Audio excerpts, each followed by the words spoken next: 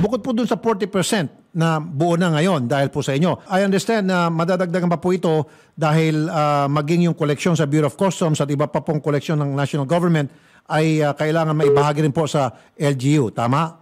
Yun naman, panibagong kaso. Nung nasa Congress ako, nakita ko, dahil nanalo na tayo ng 2004, Apo. at gusto ko namang banggitin na ang Pangulo noon ay si Gloria Macapagal Arroyo. Okay. Talaga namang isinagawa ang utos ng Supreme Court. Okay. I mean, ito ay kailangan talagang kilalanin natin na sumunod si Gloria. Kaya ang mga nakapagdagdag ng 60 billion ang naidagdag na tulong. Pero nakita ko, meron pang pinipigil ang administrasyon Okay. na napakalaki.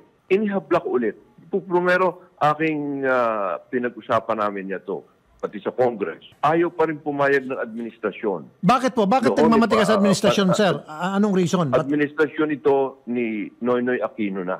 Si Pinoy. O Pinoy na. At pagkatapos, ako'y tinanggal pa bilang chairman ng Ways and Means dahil ipinaglalaban ko daw ito. Sabi ko, hindi ba tayo dapat matuwid na daan? Okay. Ito ay nasa konstitusyon, ito ay nasa batas.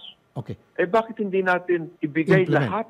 Opo. So, sandali ko ba, para maging maliwanag, marami na nakikinig sa atin ngayon, mga taga-barangay at mga taga-iba't ibang mayors sa iba't ibang lugar.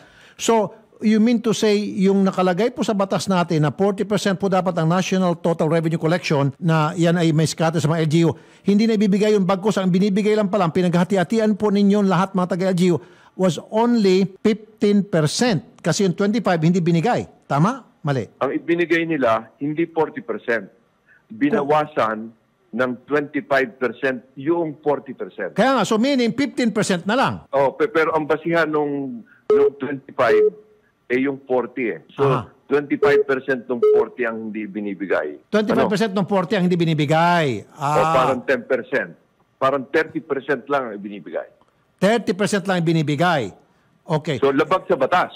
Which is labag sa batas. Bukod pa sa labag sa batas, malaking pera din yun, yung 10% na nawala. Alam mo, yung nawalang yon, doon lang, ha? Huwag na yung basihan ngayon.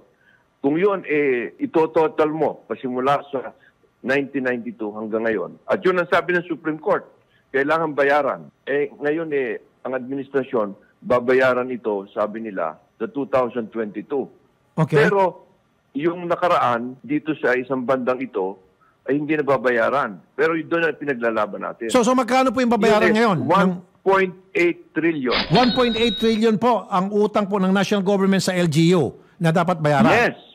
Yes. Yun ang hindi nagamit ng mga local government na pangtulong sa ayuda, pangtulong sa libreng paggamot. Opo. Ang rason ibinigay sa akin, una, nakaugalian na daw. Number 2, ito daw local government, karamihan daw corrupt. Sabi ko, teka muna, tingnan natin kung sinong mas corrupt, ang national o ang local. Yung local, pag corrupt, madaling makita ng tao. Ang national, tamo, hirap na hirap makita ng tao. Yung mga komisyon, yung mga overpricing, yung mga nagbibigay ng fertilizer kahit sa Metro Manila, national yun. Yun dapat, agriculture, ang naghahawak lokal ayon sa batas. Tama. Ang kalusugan, ayon sa batas. Dapat yung primary and secondary, talagang kailangan itong ating lokal. Kaya, tamo, meron tayo iskandal, 8 billion gagawa ng mga barangay health center. Hindi magawa. Ayun, nawawala yung 8 billion. So, saan po pupunta yung pera na dapat po para sa LGU, sang-ayon po sa ating 1987 Constitution? Saan dinadala yon ng previous administration up to the present? Yun, nakadagdag pa yun ng another siguro 15%. Okay. Kaya nga lamang, yung kanya, sabi ng Supreme Court, yung kay Garcia, dapat mag-uumpisa yun sa 2022. Sa isang taon. Kinilala naman itong administrasyon ni President Duterte. Yung utang, ngayon pinag-uusapan pa. Si President Duterte gumawa ng isang committee para pag-usapan pa yon. Pero doon, napakaliwanag sa batas at meron ng president na yung kailangan bayaran na ngayon.